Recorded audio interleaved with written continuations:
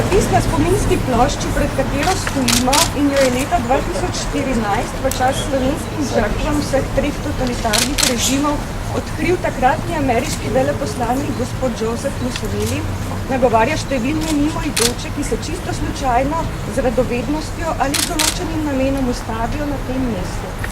Govori o preteklosti, ko so trije totalitarizmi teptali dostojanstvo slovenskega človeka, o svetlobi boja njenih osamosvojiteljev in o potrebnem pogumu in sočutju, ki ga potrebujemo za danes in za jutri.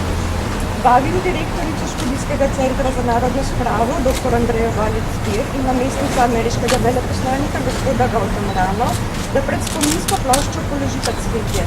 Tudi letos je spominski šopek poklonil gospod Keith Miles, častni predsednik britansko-slovenskega društva.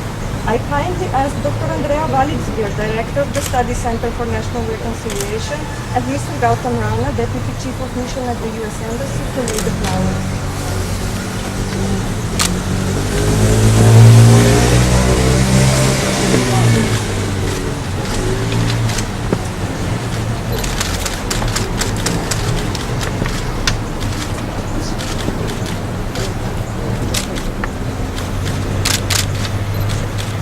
V kratkem nagovoru vabim direktorico Študijskega centra za narodno spravo, dr. Andrejo Valic-Zbir. Hvala lepa in dragi prijatelji, spoštovani gospe, spoštovani gospodje, spoštovani namestnik veleposlaništva Združenih držav Amerike, gospod Gautam Rana, spoštovani poslanke Evropskega parlamenta, poslanci državnega zbora, dragi visoki gostje, predstavniki ambasade, lepo pozdravljeni.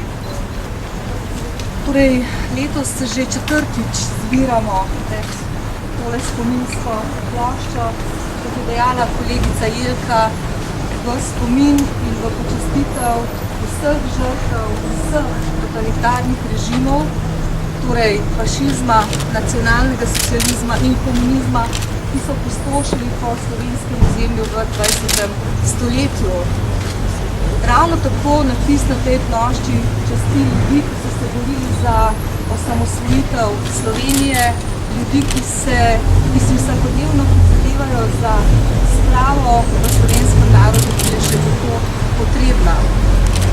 In zato, da smo lahko danes tukaj, pred to ploščo, se zahvaljujem Združenim državam Amerike, kot zibelki svobode, zibelki demokracije in človekovega dostojanstva, spoštovanja človekovih pravic. To so vrednote, za katere si prizadevamo tudi v Evropi in v Sloveniji in v vsem svobodnem svetu. In spravni proces je en pomemben proces, ki je nujno potreben za to, da se v državi uveljavi in utrdi demokracija. Torej demokracija, ki jo danes, hvala Bogu, živimo, pa je nažalost vsakodnevno ogrožena zaradi različnih razlogov. Ne nazadnje nas zadnji teroristični napadi zelo kruto spominjajo na to dejstvo. S to demokracijo si moramo prizadevati vsakodnevno, se zanjo boriti in jo utrjevati. In zato si želim še enkrat to, kar na Študijskem centru za narodno spravo poudarjamo že vsa leta, torej že 9 let organiziramo to slovesnost ob Evropskem dnevu spomina na žrtve vseh totalitarnih in avtoritarnih režimov na temelju Evropske resolucije iz leta 2009. Želim si, da bi politika, zlasti levi pol slovenske politike, zmogla toliko moči, da bi končno vendarle v parlamentu sprejela znamenito Evropsko resolucijo iz leta 2009. Ta resolucija temelji na trpljenju žrtve, žrtev, ki je izgubila človekovo dostojanstvo, in za to gre. Želim si, da bi bili končno pokopani naši mrtvi. To so vsi naši mrtvi, ki nimajo imena. Želim si, da bi, kjer je to možno, bili identificirani in da bi bil njihov spomin pietetno počaščen. Želim si, da bi končno v Sloveniji tudi začela delovati pravna država, kajti pravosodje je pomemben člen v spravnem procesu. In Prav tako si želim, da bi vsi mi stremeli k resnici, pravici in spravi. In hvala lepa za to, da ste prišli sem. Hvala lepa, ker nas podpirate, ker nas spremljate. Vabim vas tudi k spominski maši ob 6:30 v Ljubljansko stolnico. In še enkrat, za spravo si moramo prizadevati vsi, vsak posebej in vsi skupaj. Hvala lepa.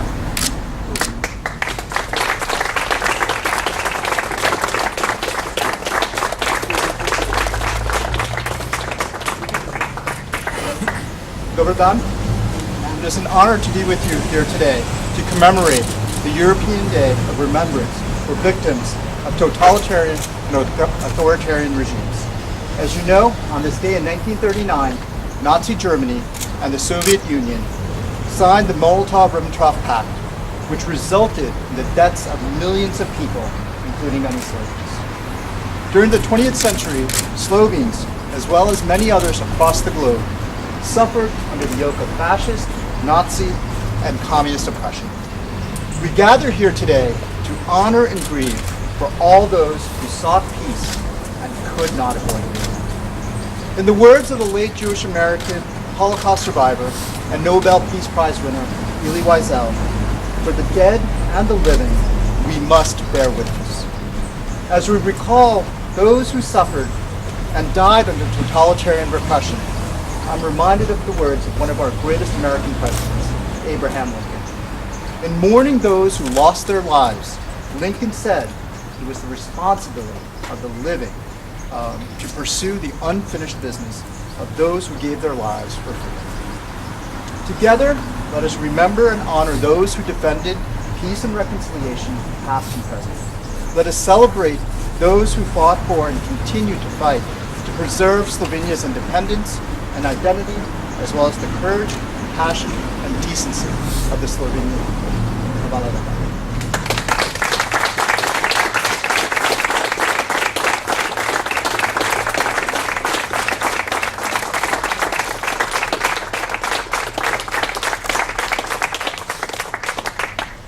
Spoštovani zbrani, s tem smo zaključili program pri spominski plošči. Vabim vas, da se ob 18:30 zberemo v stolnici svetega Nikolaja, kjer bo maša za žrtve vseh totalitarnih in avtoritarnih režimov, ki jo bo daroval ljubljanski pomožni škof, monsignor dr. Franc Šuštar. Po maši bo kratka akademija, ki jo pripravlja vojaški vikariat Slovenske vojske in osrednji nagovor pesnika, esejista in prevajalca dr. Braneta Senegačnika. Prisrčno vabljeni.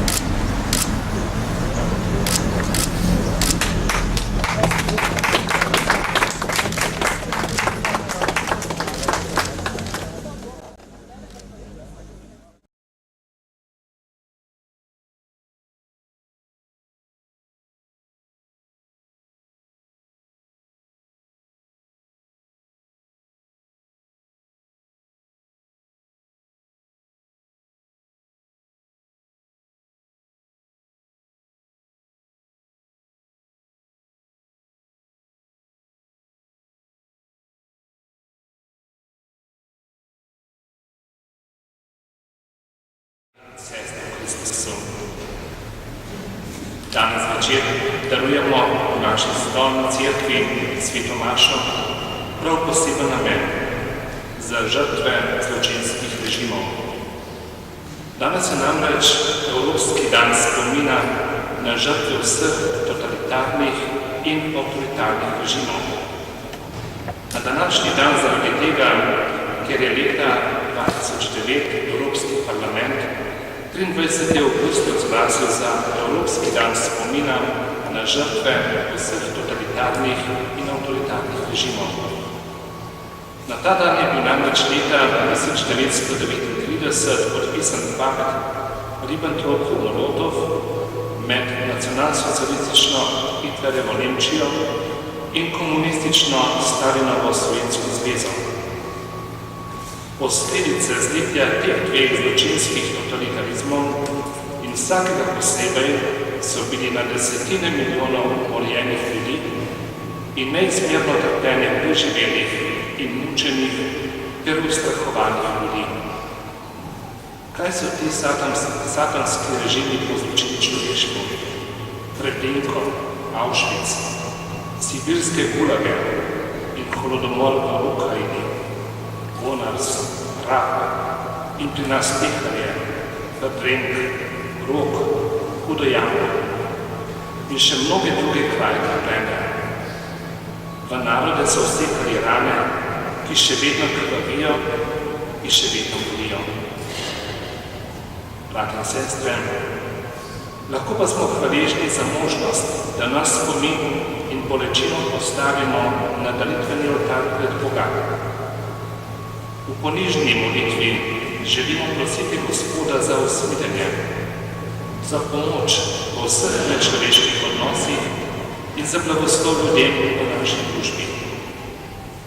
Brez molitve in prošnje k Bogu bi bile naše zgolj človeške misli zelo krhke in nemočne.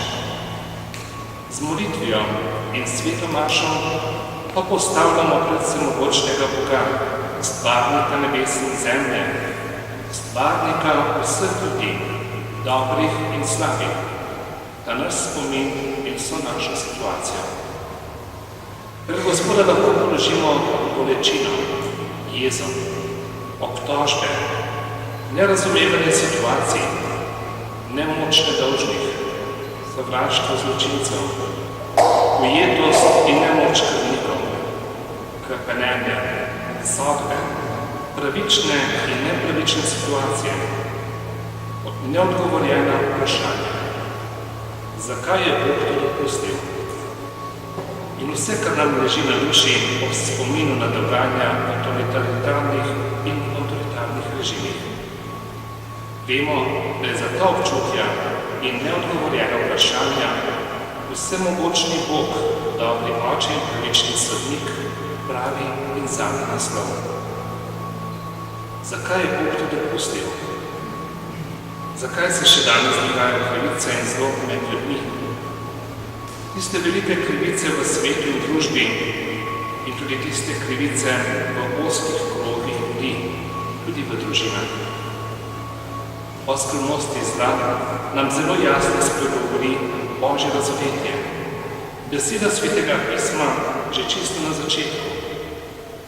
Iz nevošljivosti do sreče človeka v odnosu do Boga je hudi duh usnjel dvom in nezaupanje. Po navdihu hudega duha se je človek prl Bogu in povzročil nepopravljivo škodo. S tem dejstvom hudega duha in njegovim vplivom moramo resno računati, kot nam o tem govorijo mnogi cerkveni učitelji. O tem nam pričajo tudi mnoga grozovejstva v zgodovini človeštva, saj se jih človek sam skoraj ne bi mogel izmisliti. O tem človekovem padcu pa nam Gospod Bog prihaja na poti. Že tako je obljubil zmago nad zlom, potem pa je v zgodovini človeštva posebej oblikoval izvoljeni narod, da bi preko njega svojo ljubeznijo prišel kot odrešenik do vseh ljudi. Bog je izvoljenemu ljudstvu podaril 10 zapovedi, da bi jih razširil po vsem človeštvu. Dobro jih poznamo iz katekizma in smo jih danes slišali v prvem delilu. Zapovedi, ki so v 2 delih na 2 Mojzesovih tablah, na prvi pogled zvenijo zelo strogo. Vidimo pa, da so te besede izraz ljubezni Boga in njegove skrbi za človeka. Te zapovedi so pogoj, da bi človek lahko srečno živel pred Bogom, z drugimi ljudmi in samim seboj. Morda so nam danes v spominu še posebej pomembne zapovedi: ne ubijaj, ne kradi, ne laži oziroma ne pričaj pokrivati. Vemo pa, da je še veliko bolj pomembna prva zapoved: veruj v enega Boga. To, kar smo slišali, ko pravi Bog: jaz sem Gospod, tvoj Bog. Ne imej drugih bogov poleg mene. In vsi vemo, če prva zapoved zdrži, je priznana in spoštovana, potem bodo imeli tudi druge zapovedi svoj temelj. Če pa je prva zanikana in prezrta, ta, ki govori veruj v enega Boga, potem vse drugo pade. Potem se lahko dogajajo zločini totalitarizmov in tudi v današnjem času vse tisto, kar uničuje človekovo življenje in stvarstvo. Prav zanimiva misel se mi osebno prihaja ob pogledu na novi spomenik vsem žrtvam vojn in revolucije na Krekovem trgu v Ljubljani, na Kongresnem trgu v Ljubljani. Seveda si lahko vsak po svoje razlaga pomembnost in pomen tega spomenika. Ko sam pogledam tiste dve veliki betonski plošči, me spominjata na dve Mojzesovi tabli. Na eni so bile zapisane Božje zapovedi v odnosu do Boga, na drugi pa zapovedi v odnosu do človeka. Čeprav na teh dveh ploščah ni nič zapisano, pa vas vabim, da si v mislih nanje napišete 10 Božjih zapovedi. Mislim, da je potrebno ponovno vnašati v zavest ljudi, v razmišljanje in miselnost našo temeljno povezanost z Bogom in njegovo stvariteljsko besedo. V današnjem evangeliju, bratje in sestre, pa gremo še korak naprej. Jezus je v govoru na gori dopolnil to postavo z bratmi. V teh besedah ne začutimo zapovedi, pač pa ljubeče povabilo in hkrati tesno povezano za vsakega človeka, ki se odpre za življenje v blagih. Besede blago nam kot balzam leže na dušo in nas tolaže. Poleg tega so pa te besede tudi zelo zahtevne. Vendar se vse skupaj z nami postavi pod očeta prav v Jezusu Kristusu, ki je sam živel blage in nas tako uči, kako naj jih sprememo in jih z njih živimo tudi mi. Izpolnitev teh blagov srčno želimo vsem žrtvam totalitarnih režimov. Zdi se, kot da bi jih Jezus povedal prav za njih. Blagor ubogim v duhu, njih je nebeško kraljestvo. Blagor žalostnim, potolaženi bodo. Blagor krotki, deželo bodo podedovali. Blagor lačnim in željnim pravice, nasičeni bodo. Blagor usmiljenim, zakaj usmiljene bodo dosegli. Blagor tistim, ki delajo za mir, imenovali se bodo Božji sinovi. Blagor preganjenim zaradi pravičnosti, njih je nebeško kraljestvo. In še naprej, blagor vam. Brati in sestre, naj bo to naša molitev in odgovor v veri na mnoge stiske in krivice, ki so se zgodile in se še bodo verjetno zgodile. Gospod blagoduje tiste, ki delajo za mir, ki bodo postali zaradi tega Božji sinovi in hčere. Naj nam podarja vedno modrost in moč, da bi delali za mir, da bi iskali resnico, ki bo nas in naš narod osvobodila. To ne pomeni, da bi pozabili na žrtve in zločine spregledali, da bi pozabili na zlo, ki se vedno dogaja v svetu. Zla in zločinov se zavedamo, jih obsojamo in hkrati čutimo težo vsega hudega. To nas učin spodbuja, da je to zlo treba z Božjo pomočjo premagovati. Zato se želimo truditi tudi z današnjim spominom in svetomašom, da bi premagovali sovraštvo, da bi premagovali zidove in prepreke, ki ljudi ločujejo. Potrudimo se, da bi med ljudmi vladali ljubezen in spoštovanje. Za zaključek uporabimo, brati in sestre, besede svetega Pavla iz današnjega berila, ki nas spodbuja. Nič ne skrbite, ampak ob vsaki priložnosti izražajte svoje želje Bogu z molitvijo in prošnjo za hvaljevanje. In Božji mir, ki presega vsak bo varoval vaša srca in vaše misli v Kristusu Jezusu. Sicer pa, bratje, vse, kar je resnično, kar je vzvišeno, kar je pravično, kar je čisto, kar je ljubeznivo, kar je časno, kar je količkaj krepostne in hvalevredno, vse to imejte v mislih in Bog je roko z vami. Amen.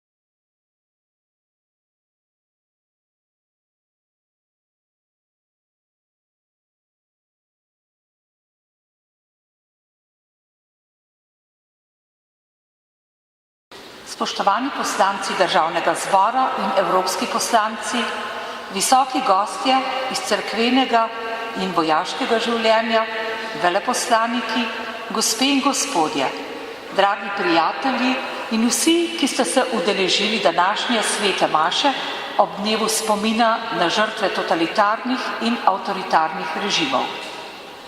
Iskrena zahvala pomožnemu škofu, monsinjorju dr. Francu Šuštarju in somaševalcem za opravljeno svetodaritev. Med mašo so z branjem sodelovali sodelavci vojaškega vikariata, s petjem pa vokalna skupina Koral iz Sodražice pod vodstvom zborovodja Braneta Koširja, na orglah jih je spremljal Gregor Klančič. Vokalna skupina bo z nami tudi v nadaljevanju programa. Kratki akademiji bo sledil slavnostni nagovor dr. Braneta Senegačnika. Prosim, če programa ne prekinjate s ploskanjem. Vabljeni k poslušanju.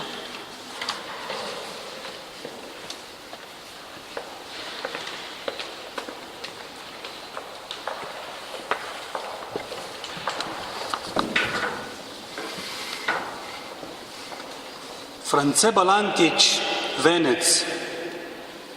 Studencev močnih, čistih sem željan, rad bi napil se iz sončnega korita in rad bi, da bi luč bila razlita čez vso kot ajdov hleb črnoravan. Povsod pridelek moje posejan, kjer brodim z roko po valovih žita, onaj nikoli se ne prebudita, spet žgoči greh in smrtno blazni dan. Ah, da, moj Bog, rad vse trpim menjave, živim naj reven ali pa brez truda, samo naj dobri bom kot tvoja gruda. Naj pestujem kot deklice glavo, tvoj mir in kot samotno naj drevo, potapljam dobre zemlje se vonjave. Potapljam dobre zemlje se vonjave, šumeči plamen svežega lesa, voščeno smolo borov iz gora, v kadila brinovega zublja plave. Rašimi cvetje strgane rokave, ko Boža rušo rokami trpka in ptice zlatih hrošči spod neba počasi polnijo mi dni sanjave. Ponudil Bogu bom od vseh plodov, ki jih hranim še za dolge jih noči, nasiti drugega naj dar njegov. V zahvalo, radostno za vse dari, postavil v srcu žrtvenik sem nov in spet sem vitki vrč za Božjo kri.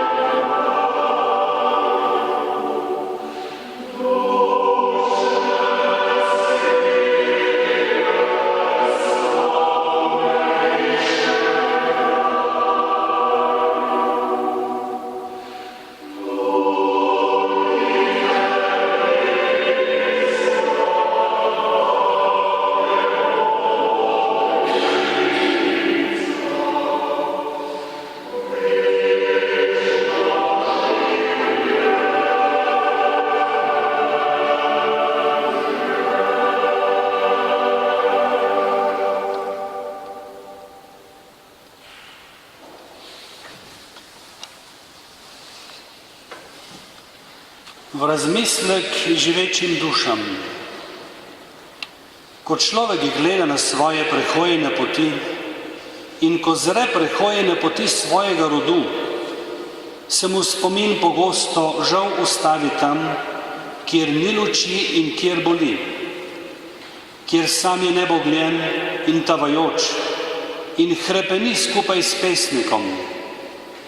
Naj pestujem kot deklice glavo tvoj mir in kot samotno naj drevo potapljam v dobre zemlje se vonjave. S težavo zdvignjeno glavo pogleda gor v nebo in moli: studencev močnih, čistih sem željan, da bi napil se iz sončnega korita. In moli, da bi ta ura, če je mogoče, šla mimo njega, mimo kočevskih hudih jam, mimo več kot 600 grobišč širom Slovenije, mimo Jasenovcev in Srebrnic, mimo Auschwitzev, mimo Fojb in Golih otokov in podobnih človeških sadov zla in nasilja. In človek moli kot Gospodu Getsemaniju: naj gre ta kelih mimo mene, a ne moja, tvoja volja naj se zgodi. In človek na tej poti vendar v veri more s pesnikom darovati: ponudil Bogu bom od vseh plodov, ki hranim še za dolgih noči, nasiti drugega naj dar njegov. Človeški spomin kriči kot rešujoči bilki pomiritve, kriči po smislu in se sprašuje, zakaj, čemu vse to trpljenje, vsa ta groza mučenih, pobitih in nepokopanih. In spet mu pot pokaže pesnik: Gospod, podaril si mi odpuščanje, čez krotka usta vino si razlil, da bi ljubezni tvoje se napil, da bi pozabil vse poti nekdanje. Ostali so doma sestre in bratje, mame in očetje, sinovi in hčere in objokovali izgube svojih dragih. Žalovali in se bali, delali in molili in zoreli kot zlato žitno polje in s pesnikom izrekajo: so bratje bolečine zakopali, z vetrovi grenki zvoki so zbežali. Zdaj pa človeku na koncu kljub vsemu ostane le vera, upanje in ljubezen. Največja pa je ljubezen in pesnikov navdih. Bogat sem, kakor tihi glas piščali, v srce cedi se divjih panjev skrt. Nič več razpadanja se ne bojim, čeprav mi všeč je to čakanje bežno, ko čutim, da v globinah že zorim.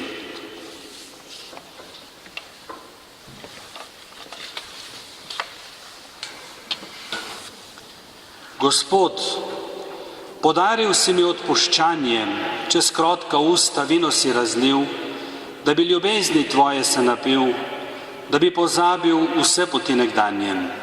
Kot svet razgrnil prete se molčanje, moj strah po tvojim plaščem je minil. Tu spal bi rad in naj dežja nalil, naj sončnih žarkov Božja me igranje. So bratje bolečine zakopali, z vetrovi grenki zvoki so zbežali in z moje glave cestni prah izginja. In moja pesem v plamen se spreminja, lupina sanj vse bolje sinja, sinja, bogat sem, kakor tihi glas piščali. Bogat sem, kakor tihi glas piščali, v srce cedi se divjih panjev strt. Moj zlati dan široko je odprt, na gmajni so pastirji zaplesali. Otroški vriski so želje mi dali, da žametno prstjo bi bil zastrt, da kmalu bi poljubil zrelo smrt, da bi v rokah cvetovi mi razpali. Nič več razpadanja se ne bojim, čeprav mi všeč je to čakanje bežno, ko čutim, da v globinah že zorim. In da okrasil bi prezveste splave, ki pluli bodo čez vodo brezbrežno, trohnečne vence sem si strgal z glave.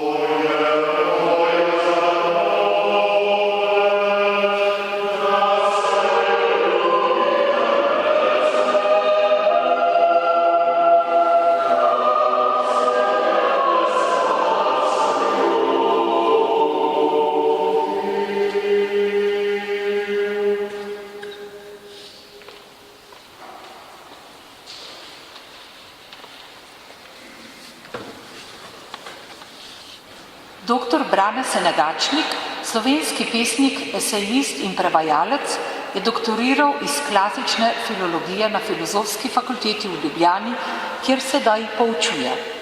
Glavno področje njegovega znanstvenega raziskovanja je grška dramatika, še posebej tragedija. Študijsko si je izpopolnjeval na Inštitutu za klasično filologijo v Salzburgu. Udeležuje se različnih mednarodnih in domačih znanstvenih srečanj in strokovnih posvetov. Je avtor več prevodov iz grške, rimske in renesančne književnosti. Za prevod Senekovega Ojdipa je leta 2012 prejel Sovretovo nagrado. Doslej je objavil 6 pesniških zbirk. Dejaven je tudi kot esejist in publicist. Bil je zadnji glavni urednik Nove revije. Kot tenkočutni poslušalec se angažirano odziva na družbena dogajanja v slovenskem prostoru. Rezilo njegovih besed ni prizanesljivo. Z njimi obračuna in preseka neresnico, a hkrati išče, bodri, nagovarja in opogumlja.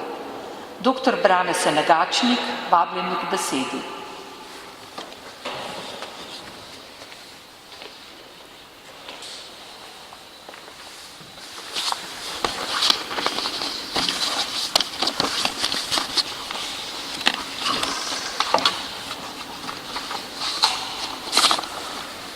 Spoštovane gospe in gospodje, tudi to je treba povedati.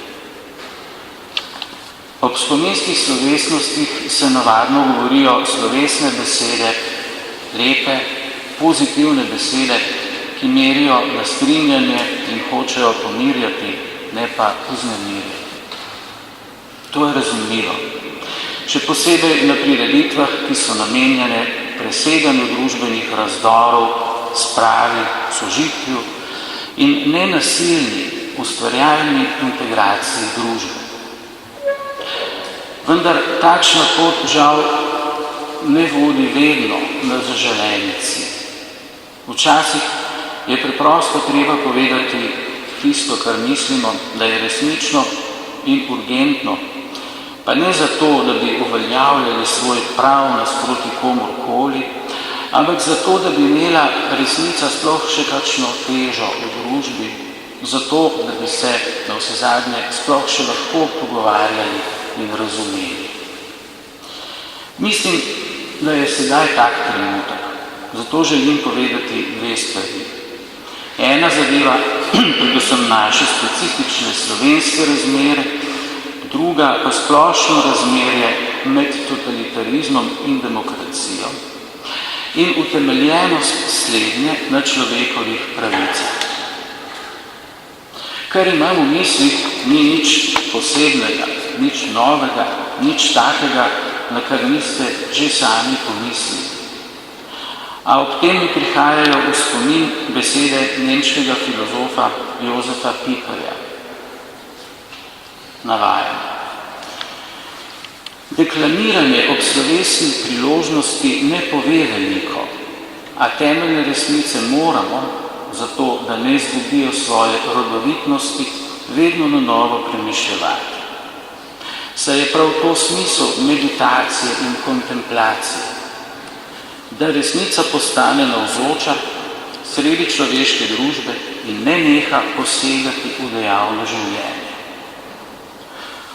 Ne mara se ljudje, če jih posledica kakšne napačne predpostavke nenadoma neposredno ogrozi, z veliko grozo zavejo, da zato, ker rešujejo le golo življenje, že zdavnaj pozabljene resnice ni več mogoče znova obuditi k pravemu življenju.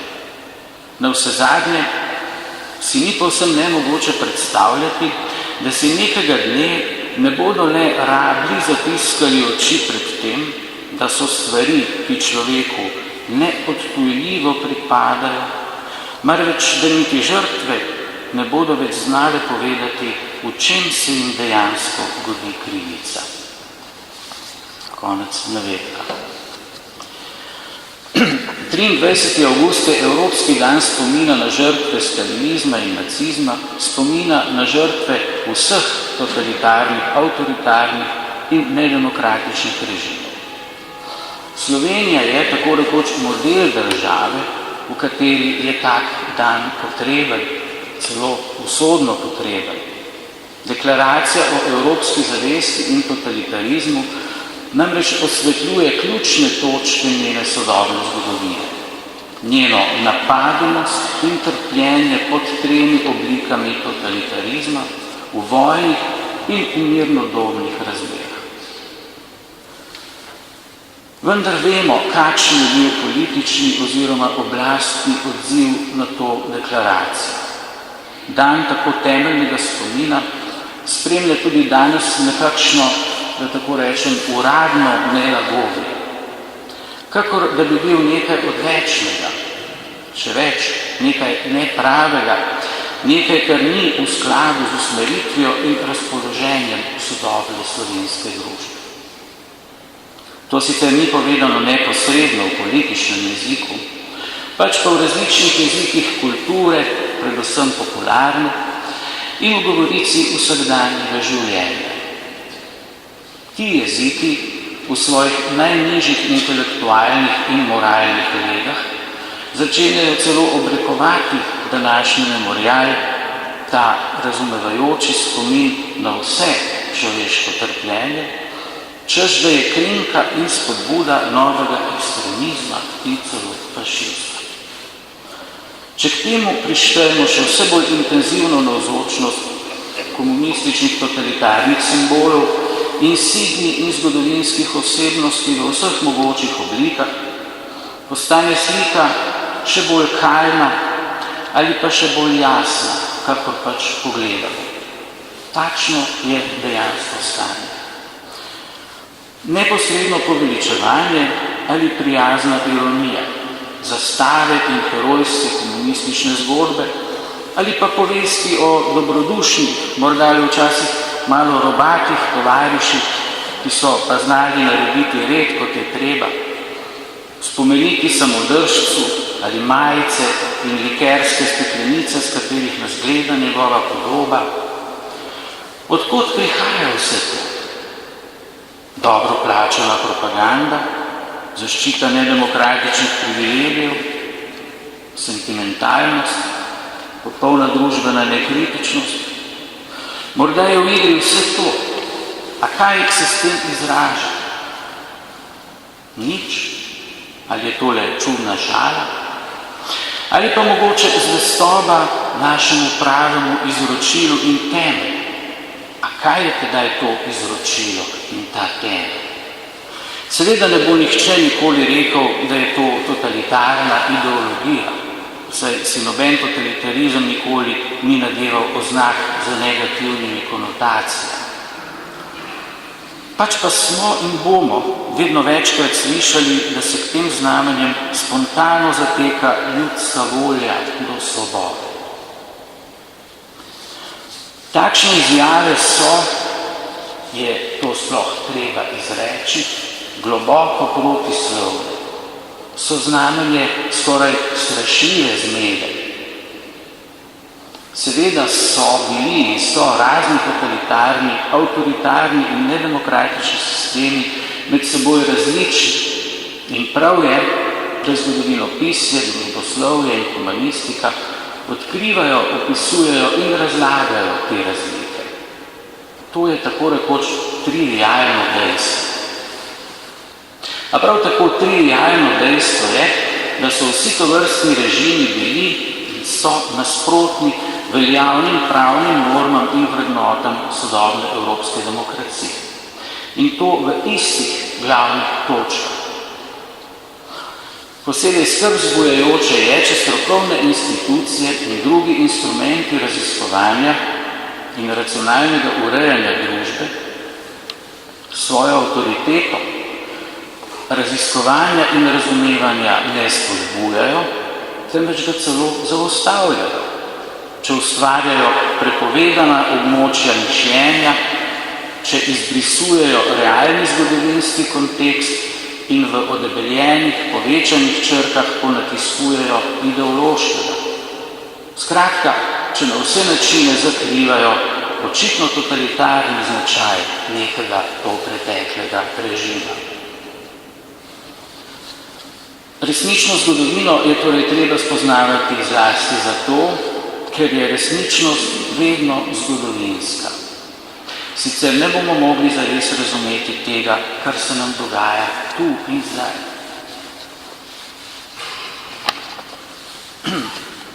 In druga stvar.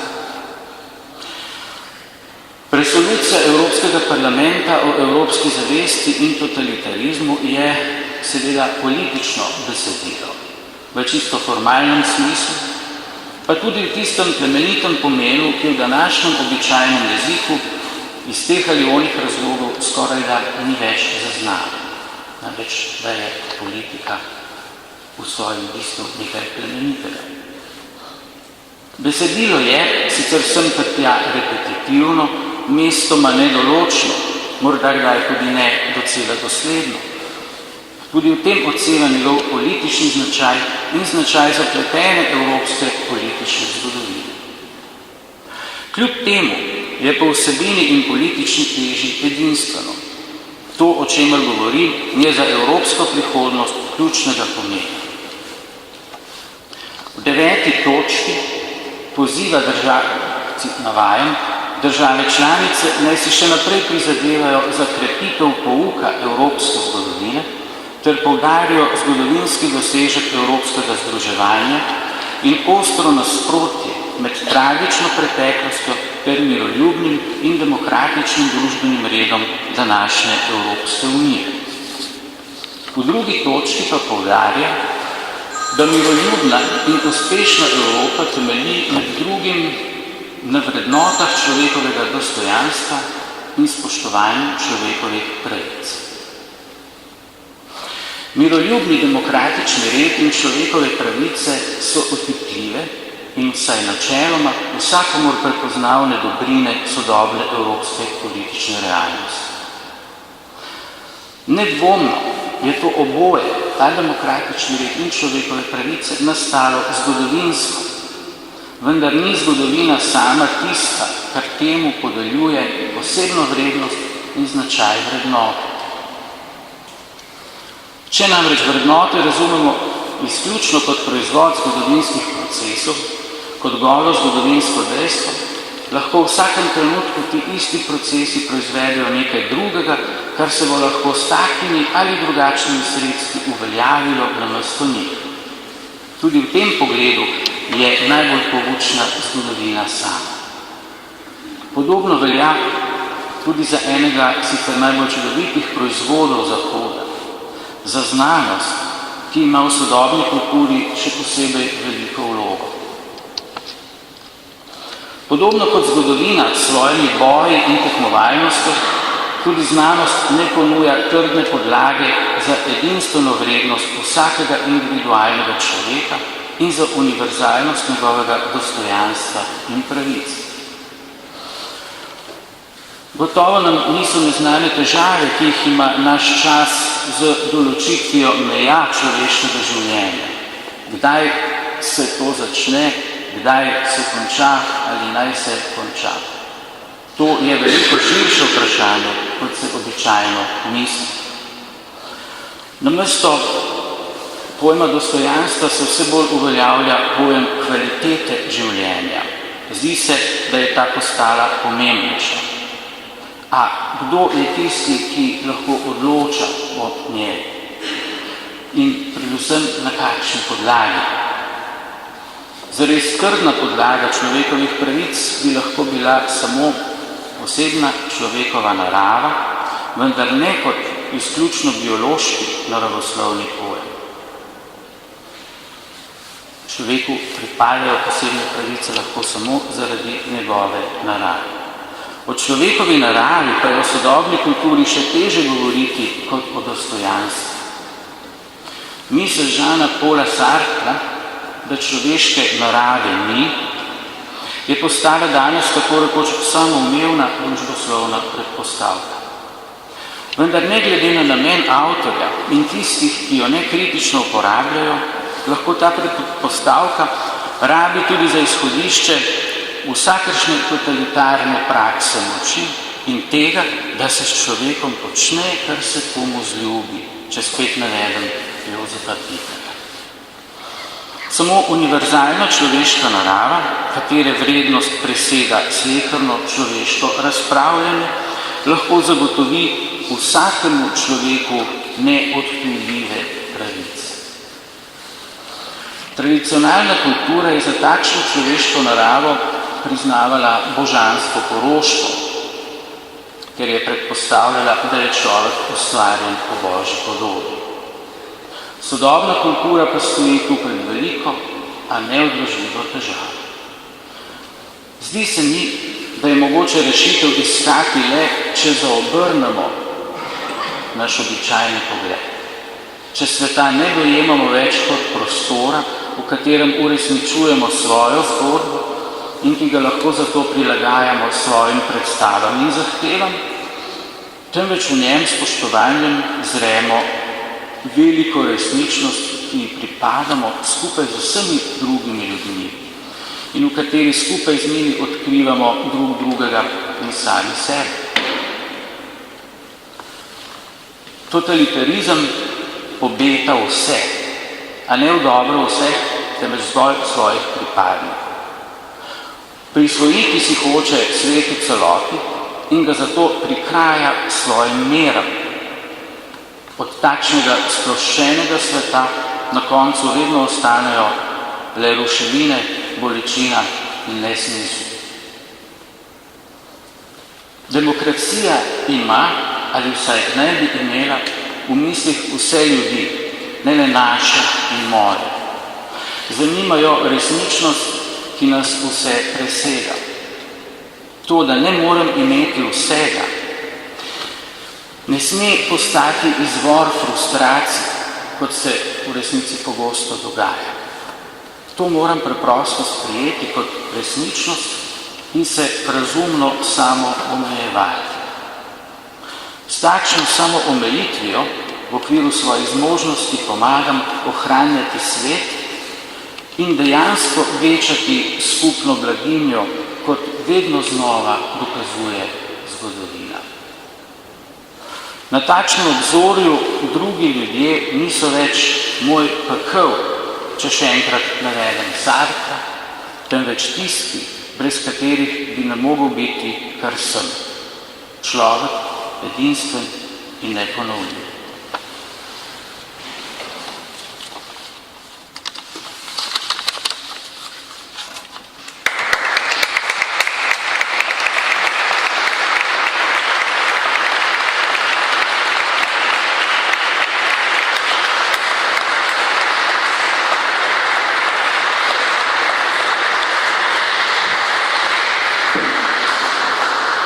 V imenu Študijskega centra za narodno spravo in v imenu Vojaškega vikariata Slovenske vojske se iskreno zahvaljujem vsem sodelujočim in vsem obiskovalcem današnjega dogodka in vam voščim lep večer še naprej.